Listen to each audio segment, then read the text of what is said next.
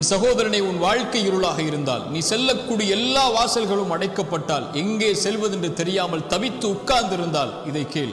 நபி யூசுப் அலைஹிஸ்ஸலாம் ஒரு பெண்ணால் சோதிக்கப்பட்டு எல்லா வாசல்களும் அடைக்கப்பட்டு தவறான ஒரு செயலுக்கு அழைக்கப்படுகிறார். நபி யூசுஃபிற்கு தெரியாது எந்த வாசல் திறக்கப்படும் என்று. ஆனால் ஒரு கதவை நோக்கி ஓடினார். அவரின் நம்பிக்கை, இறைவன் இந்த வாசலை திறந்து என்னை வெளியேற்றுவான் என்று.